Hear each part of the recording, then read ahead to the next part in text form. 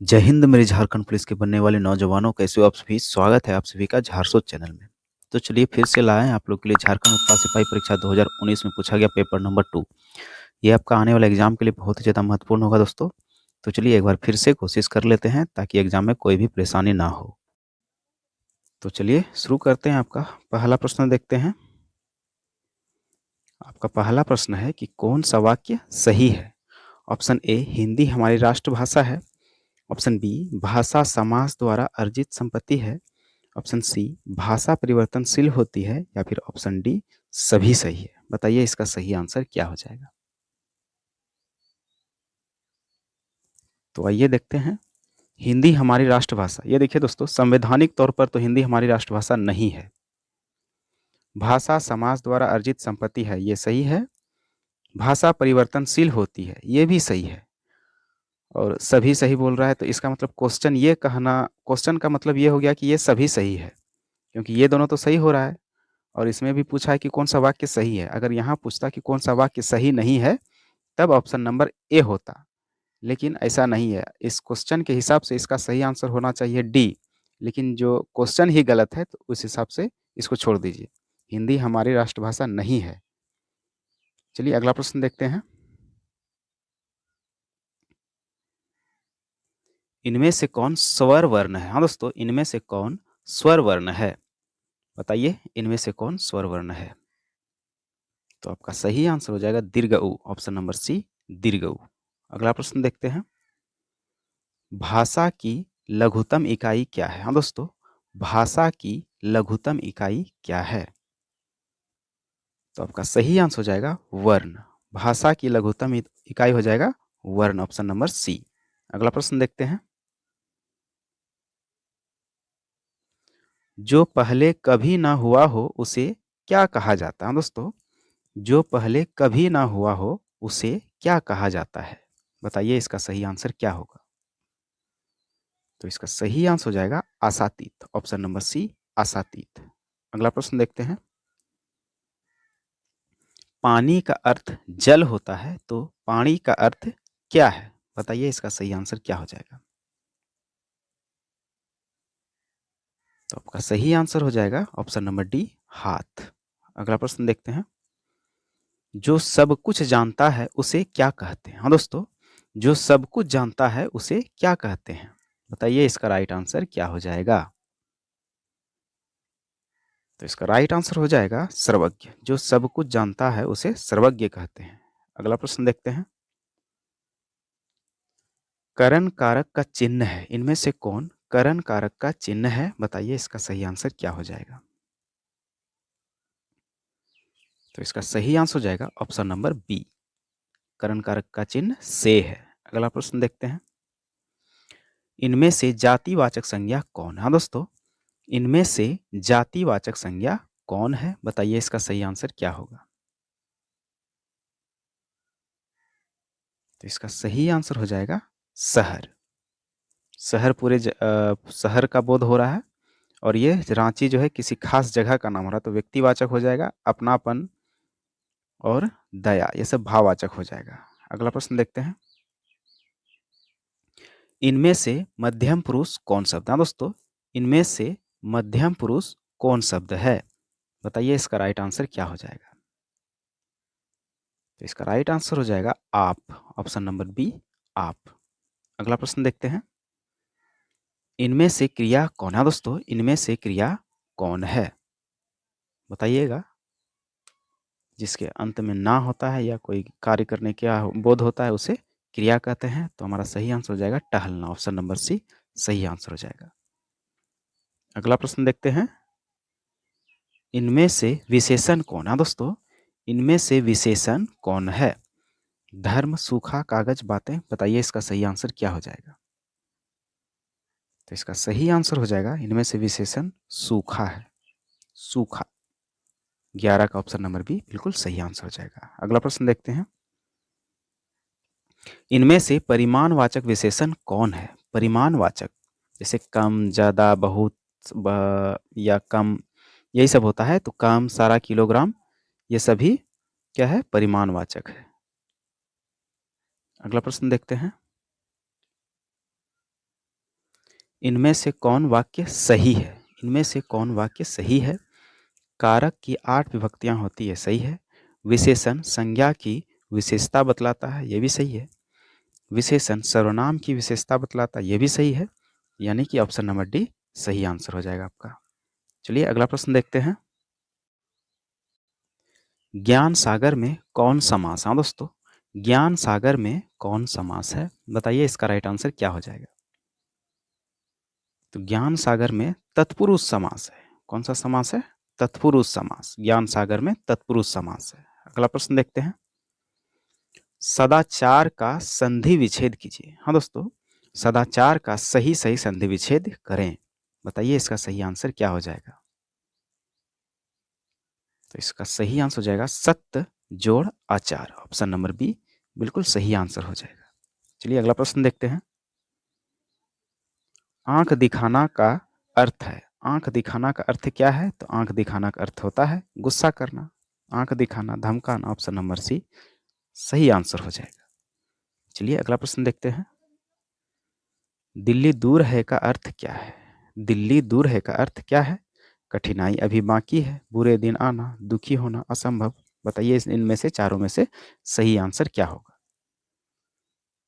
तो कठिनाई अभी बाकी है ही सही आंसर होगा। अगला प्रश्न देखते हैं। कान खड़े होना का अर्थ है। कान खड़े होना का अर्थ क्या है? बताइए इसका राइट आंसर क्या हो जाएगा। तो इसका राइट आंसर हो जाएगा सावधान हो जाना। कान खड़े हो जाना मतलब सावधान हो जाना, सतर्क हो जाना। अगला प्रश्न देखते हैं। जमीन आसमान एक करना का क्या अर्थ है दोस्तों? जमीन आसमान एक करना का अर्थ क्या है? बताइए इसका राइट आंसर क्या हो जाएगा। तो इसका राइट आंसर हो जाएगा बहुत प्रयत्न करना। जैसे कि आप लोग अभी एग्जाम के लिए कर रहे हैं, जमीन आसमान एक करके सोच रहे हैं कि कैसे भी करके ये एग्जाम को क्रैक करना है, इस बार वर्दी पहनना है। अगला प्रश्न देखते हैं। मैदान मारना का क्या अर्थ है? मैदान मारना का अर्थ क्या होता है? बताइएगा इसका सही आंसर क्या हो। तो इसका सही आंसर हो जाएगा ऑप्शन नंबर ए, जीतना, जंग जीतना या जीतना। अगला प्रश्न देखते हैं। 9 2 11 होना क्या है? 9 2 11 होना एक क्या है? बताइए इसका सही आंसर क्या होगा। तो 9 2 11 होना एक मुहावरा है। मुहावरा। 9 2 11 होना एक मुहावरा है। अगला प्रश्न देखते हैं। ऊंट के मुंह में जीरा का क्या अर्थ है? ऊंट के मुंह में जीरा का क्या अर्थ है? बताइए इसका राइट आंसर क्या हो जाएगा। तो इसका राइट आंसर हो जाएगा जरूरत से बहुत कम। जरूरत से बहुत कम। चलिए अगला प्रश्न देखते हैं। सांप भी मरे और लाठी भी ना टूटे का क्या अर्थ है दोस्तों? सांप भी मरे और लाठी भी ना टूटे का क्या अर्थ है? बताइए इसका राइट आंसर क्या हो जाएगा। तो इसका राइट आंसर हो जाएगा बिना नुकसान के काम पूरा होना। बिना नुकसान के काम पूरा हो जाना। अगला प्रश्न देखते हैं। घर की मुर्गी दाल बराबर का क्या अर्थ है? घर की मुर्गी दाल बराबर का क्या मतलब हुआ? बताइए इसका राइट आंसर क्या होगा। बताइए दोस्तों इसका राइट आंसर क्या हो जाएगा।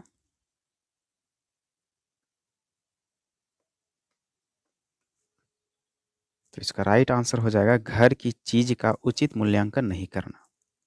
घर की चीज का उचित मूल्यांकन नहीं करना। ऑप्शन नंबर बी सही आंसर हो जाएगा आपका। चलिए अगला प्रश्न देखते हैं।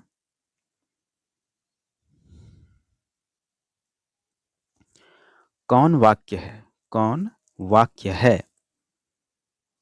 मुहावरा वाक्य में सरसता और प्रभाव उत्पन्न करता है। मुहावरा वाक्य में आकर्षण और तीखापन उत्पन्न करता है। मुहावरा वाक्य में विलक्षणता और प्रभाव उत्पन्न करता है, या तीनों सही है? यहाँ तो तीनों सही है। ऑप्शन नंबर डी तीनों सही हो जाएगा। चलिए अगला प्रश्न देखते हैं। साना साना हाथ जोड़े के लेखक कौन है दोस्तों? साना साना हाथ जोड़े के लेखक कौन है? बताइए इसका राइट आंसर क्या हो जाएगा। तो इसका राइट आंसर हो जाएगा मधु कांकरिया। ऑप्शन नंबर ए मधु कांकरिया। अगला प्रश्न देखते हैं। मधु कांकरिया का जन्म कहाँ हुआ था दोस्तों? मधु कांकरिया का जन्म कहाँ हुआ था? बताइए इसका राइट आंसर क्या हो जाएगा? तो इसका राइट आंसर हो जाएगा Kolkata, option number B Kolkata. अगला प्रश्न देखते हैं।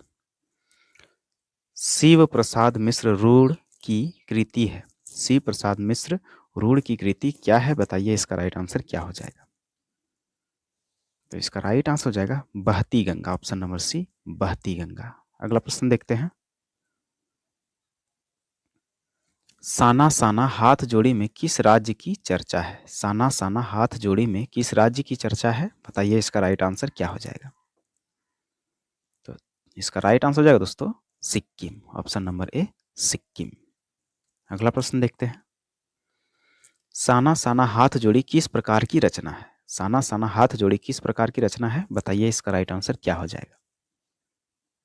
तो यह है एक दोस्तों यात्रा वृत्तांत, ऑप्शन नंबर डी यात्रा वृत्तांत। अगला प्रश्न देखते हैं। साना साना हाथ जोड़ी रचना किस पुस्तक में संकलित है? दोस्तों साना साना हाथ जोड़ी रचना किस पुस्तक में संकलित है? बताइए इसका राइट आंसर क्या हो जाएगा? तो इसका राइट आंसर हो जाएगा कृतिका भाग 2, ऑप्शन नंबर बी कृतिका भाग 2 बिल्कुल सही आंसर हो जाएगा। अगला प्रश्न देखते हैं। गैंगटोक का असली नाम क्या है? दोस्तों गैंगटोक का असली नाम क्या है? कहानी के हिसाब से गैंगटोक का असली नाम था Gangtok, option number B Gangtok. अगला प्रश्न देखते हैं। एही ठैया झुलनी हैरानी हो रामा के लेखक कौन है? दोस्तों एही ठैया झुलनी हैरानी हो रामा के लेखक कौन है? बताइए इसका राइट आंसर क्या हो जाएगा? तो इसका राइट आंसर हो जाएगा Shiv Prasad Mishra Rudra, option number D सही हो जाएगा। अगला प्रश्न देखते हैं।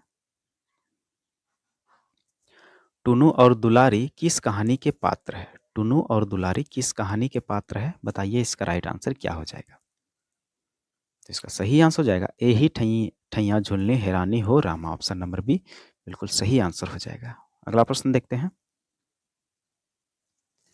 प्याज और हरी मिर्च के साथ दुलारी की कटोरी में क्या था? दोस्तों प्याज और हरी मिर्च के साथ दुलारी की कटोरी में क्या था? बताइए इसका राइट आंसर क्या हो जाएगा? तो इसका राइट आंसर हो जाएगा चना था। प्याज और हरी मिर्च के साथ दुलारी की कटोरी में चना भी था। टुन्नू और दुलारी पहली बार कहाँ मिले थे? दोस्तों टुन्नू और दुलारी पहली बार कहाँ मिले थे? बताइए इसका राइट आंसर क्या हो जाएगा? तो इसका राइट आंसर हो जाएगा कजली दंगल में, ऑप्शन नंबर बी कजली दंगल में। अगला प्रश्न देखते हैं। टुन्नू कैसा व्यक्ति था? दोस्तों टुन्नू कैसा व्यक्ति था? बताइए इसका राइट आंसर क्या हो जाएगा?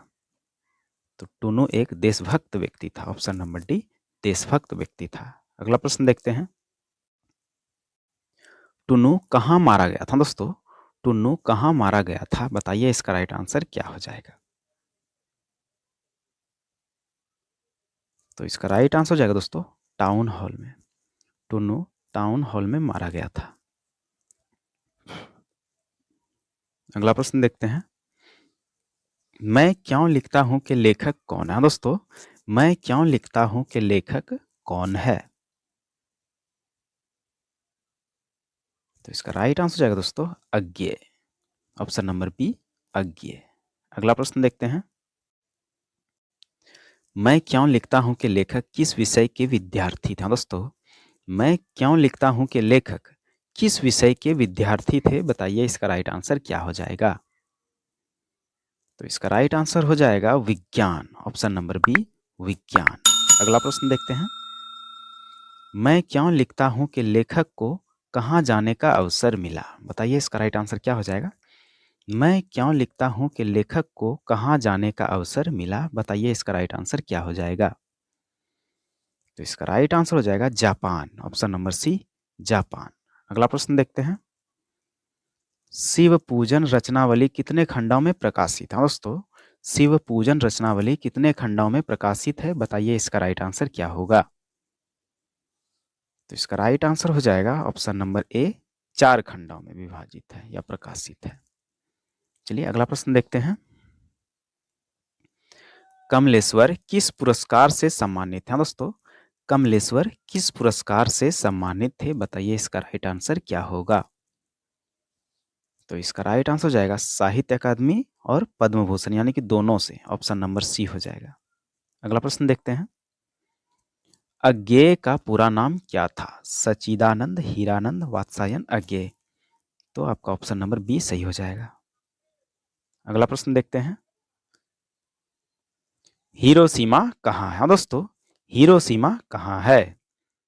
तो आपको पता होगा, हिरोशिमा जहां पर परमाणु हमला किया था वो जापान में है। ऑप्शन नंबर सी बिल्कुल सही आंसर हो जाएगा। चलिए अगला प्रश्न देखते हैं।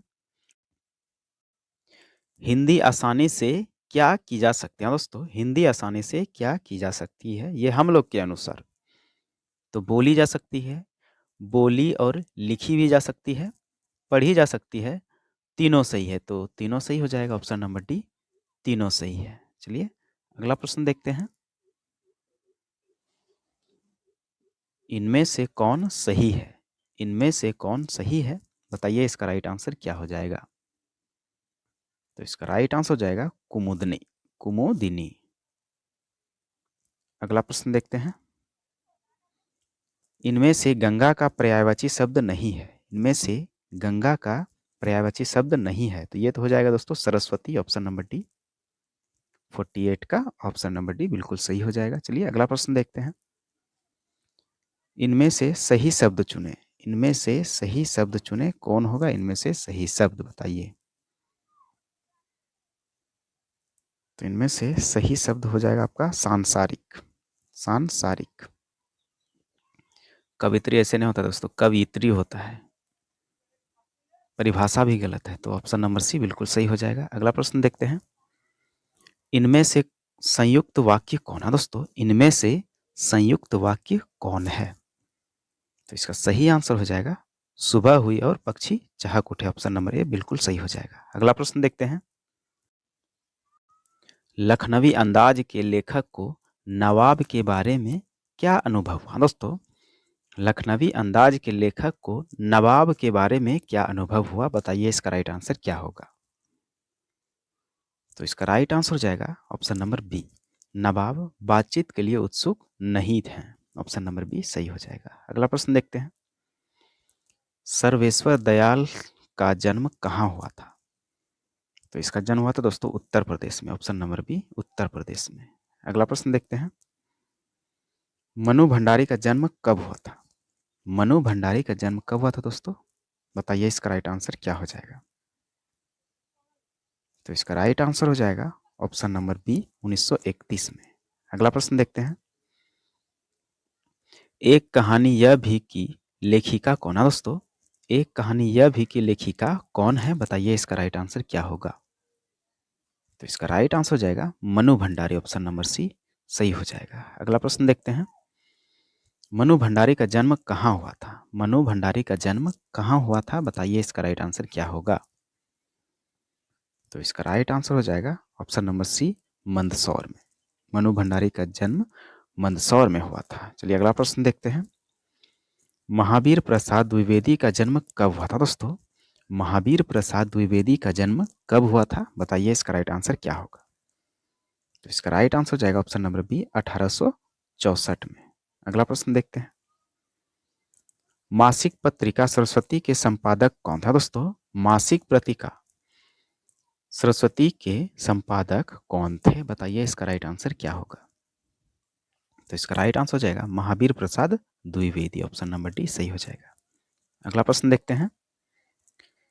यतीन्द्र मिश्र का जन्म कहाँ हुआ था? हाँ दोस्तों, यतीन्द्र मिश्र का जन्म कहाँ हुआ था? बताइए, इसका राइट आंसर क्या होगा?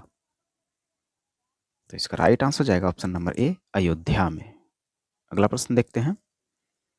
संस्कृति निबंध के लेखक कौन है? संस्कृति निबंध के लेखक कौन है? बताइए, इसका राइट आंसर क्या हो जाएगा? तो इसका राइट आंसर हो जाएगा Bhadant Anand Kausalyayan. Option number D बिल्कुल सही हो जाएगा। अगला प्रश्न देखते हैं। नौबत खाने में इबादत के लेखक कौन है? दोस्तों, नौबत खाने में इबादत के लेखक कौन है? बताइए, इसका राइट आंसर क्या हो जाएगा? तो इसका राइट आंसर हो जाएगा यतीन्द्र मिश्र। यतीन्द्र मिश्र। अगला प्रश्न देखते हैं। कृतिका भाग 2 में कितनी रचनाएं संकलित है? हाँ दोस्तों, कृतिका भाग 2 में कितनी रचनाएं संकलित है? बताइए, इसका राइट आंसर क्या होगा? तो इसका राइट आंसर हो जाएगा ऑप्शन नंबर ए 5। 62 नंबर में क्या है? कृतिका भाग 2 की सभी रचनाएं विशिष्ट है। किसमें विशिष्ट है बताइए, इसका राइट आंसर क्या होगा? तो इसका राइट आंसर हो जाएगा कथ्य में, शिल्प में, प्रस्तुति में और सभी में। तो सही आंसर हो जाएगा सभी में। अगला प्रश्न देखते हैं। माता के आंचल के लेखक कौन है दोस्तों? माता का आंचल के लेखक कौन है बताइए, इसका राइट आंसर क्या हो जाएगा? तो इसका राइट आंसर हो जाएगा शिव पूजन सहाय। ऑप्शन नंबर ए बिल्कुल सही हो जाएगा। अगला प्रश्न देखते हैं। माता का आंचल किस उपन्यास का अंश है दोस्तों? माता का आंचल किस उपन्यास का अंश है बताइए, इसका राइट आंसर क्या होगा? तो इसका राइट आंसर हो जाएगा देहाती दुनिया। ऑप्शन नंबर सी देहाती दुनिया। अगला प्रश्न देखते हैं। शिव पूजन सहाय का जन्म कहाँ हुआ था दोस्तों? शिव पूजन सहाय का जन्म कहाँ हुआ था बताइए, इसका राइट आंसर क्या होगा? तो इसका राइट आंसर हो जाएगा भोजपुर में। ऑप्शन नंबर सी भोजपुर में। अगला प्रश्न देखते हैं। माता का आंचल के लेखक अपनी माँ को क्या कहकर पुकारते थे? हाँ दोस्तों, माता का आंचल के लेखक अपनी माँ को क्या कहकर पुकारते थे बताइए, इसका राइट आंसर क्या होगा? तो इसका राइट आंसर हो जाएगा मैया। ऑप्शन नंबर सी मैया। अगला प्रश्न देखते हैं। कमलेश्वर का जन्म कब हुआ था दोस्तों? कमलेश्वर का जन्म कब हुआ था बताइए, इसका राइट आंसर क्या होगा? तो इसका राइट आंसर हो जाएगा कमलेश्वर का जन्म हुआ था दोस्तों 1932 में। ऑप्शन नंबर बी बिल्कुल सही हो जाएगा। अगला प्रश्न देखते हैं। किसके लेखक कमलेश्वर है? हाँ दोस्तों, किसके लेखक कमलेश्वर है बताइए, इसका राइट आंसर क्या होगा? तो इसका राइट आंसर हो जाएगा जॉर्ज पंचम की नाक के लेखक है कमलेश्वर। अगला प्रश्न देखते हैं। शिव पूजन सहाय को उनके पिता क्या कहकर पुकारते थे? हाँ दोस्तों, शिव पूजन सहाय को उनके पिता क्या कहकर पुकारते थे बताइए, इसका राइट आंसर क्या होगा? तो इसका राइट आंसर हो जाएगा दोस्तों Bholanath. Option number B Bholanath. अगला प्रश्न है जॉर्ज पंचम की नाक के लेखक कौन है दोस्तों? जॉर्ज पंचम की नाक के लेखक कौन है बताइए, इसका राइट आंसर क्या हो जाएगा? तो इसका राइट आंसर हो जाएगा Kamleshwar. Option number D Kamleshwar. अगला प्रश्न देखते हैं। जॉर्ज पंचम की नाक के लेखक का कौन सा रूप देखा जा सकता है दोस्तों? जॉर्ज पंचम की नाक के लेखक का कौन सा रूप देखा जा सकता है बताइए, इसका राइट आंसर क्या होगा? तो इसका राइट आंसर हो जाएगा पत्रकार का। ऑप्शन नंबर बी पत्रकार का। अगला प्रश्न देखते हैं। जॉर्ज पंचम की नाक में किस महारानी की चर्चा दोस्तों? जॉर्ज पंचम की नाक में किस महारानी की चर्चा है बताइए, इसका राइट आंसर क्या होगा? तो इसका राइट आंसर हो जाएगा महारानी एलिजाबेथ। ऑप्शन नंबर ए बिल्कुल सही हो जाएगा। अगला प्रश्न देखते हैं। महारानी एलिजाबेथ कहाँ की महारानी थी? हाँ दोस्तों, महारानी एलिजाबेथ कहाँ की महारानी थी? तो ये थी इंग्लैंड की। ऑप्शन नंबर बी इंग्लैंड की। अगला प्रश्न देखते हैं। महारानी एलिजाबेथ के सूट का रेशमी कपड़ा मंगाया गया था। हाँ दोस्तों, कहाँ से मंगाया गया था? महारानी एलिजाबेथ के सूट का रेशमी कपड़ा मंगाया गया था कहाँ से बताइए, इसका राइट आंसर क्या होगा? तो इसका राइट आंसर हो जाएगा अपना प्यारा हिंदुस्तान से। ऑप्शन नंबर ए सही हो जाएगा। अगला प्रश्न देखते हैं। जॉर्ज पंचम की मूर्ति में क्या कमी रह गई थी? जॉर्ज पंचम की मूर्ति में क्या कमी रह गई थी बताइए, इसका राइट आंसर क्या होगा? तो इसका राइट आंसर हो जाएगा नाक नहीं थी। ऑप्शन नंबर बी नाक नहीं थी। अगला प्रश्न देखते हैं। सूरदास का जन्म कब माना जाता है दोस्तों? सूरदास का जन्म कब माना जाता है बताइए, इसका राइट आंसर क्या होगा? तो इसका राइट आंसर हो जाएगा ऑप्शन नंबर बी 1478। अगला प्रश्न देखते हैं।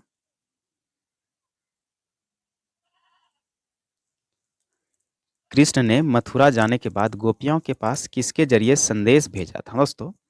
कृष्ण ने मथुरा जाने के बाद गोपियों के पास किसके जरिए संदेश भेजा था बताइए, इसका राइट आंसर क्या हो जाएगा? तो इसका राइट आंसर हो जाएगा ऑप्शन नंबर बी उद्धव के जरिए। चलिए अगला प्रश्न देखते हैं। तुलसीदास का जन्म कब हुआ था दोस्तों? तुलसीदास का जन्म कब हुआ था? तो इसका राइट आंसर हो जाएगा 1532 में। ऑप्शन नंबर सी बिल्कुल सही हो जाएगा। चलिए अगला प्रश्न देखते हैं।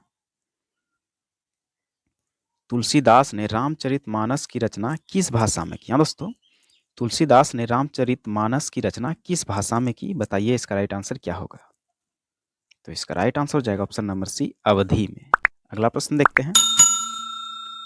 देवदत्त द्विवेदी का जन्म कहाँ हुआ था? दोस्तों, देवदत्त द्विवेदी का जन्म कहाँ हुआ था? बताइए इसका राइट आंसर क्या होगा? तो इसका राइट आंसर हो जाएगा ऑप्शन नंबर डी, इटावा में। अगला प्रश्न देखते हैं। देवदत्त द्विवेदी के काव्य ग्रंथों की संख्या कितनी मानी जाती है? बताइए दोस्तों, इसका राइट आंसर क्या हो जाएगा? देवदत्त द्विवेदी के काव्य ग्रंथों की संख्या कितनी मानी जाती है? बताइए इसका राइट आंसर क्या होगा? तो इसका राइट आंसर हो जाएगा ऑप्शन नंबर सी, 52 से 72। अगला प्रश्न क्या है? जयशंकर प्रसाद का जन्म कब हुआ था? जयशंकर प्रसाद का जन्म कब हुआ था? बताइए दोस्तों, इसका राइट आंसर क्या होगा? तो इसका राइट आंसर हो जाएगा 1889, सन 1889 में जयशंकर प्रसाद का जन्म हुआ था। अगला प्रश्न देखते हैं।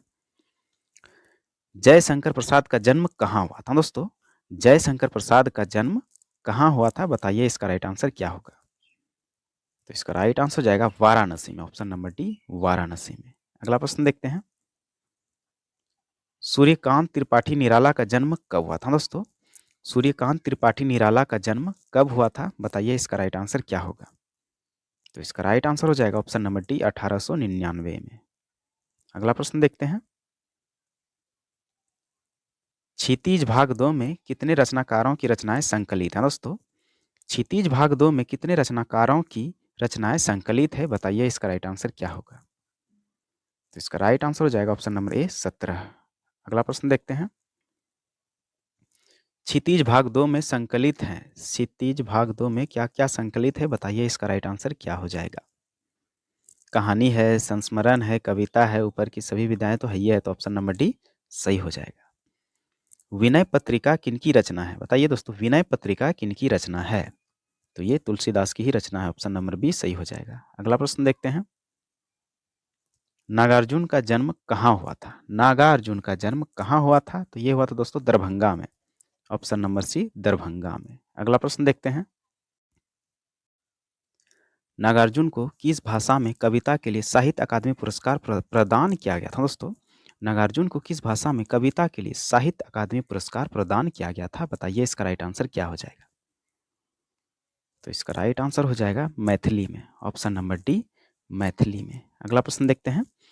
गिरिजा कुमार माथुर का जन्म कब हुआ था? गिरिजा कुमार माथुर का जन्म कब हुआ था? बताइए दोस्तों, इसका राइट आंसर क्या हो जाएगा? तो इसका राइट आंसर हो जाएगा ऑप्शन नंबर डी, 1918 में गिरिजा कुमार माथुर का जन्म हुआ था। अगला प्रश्न देखते हैं।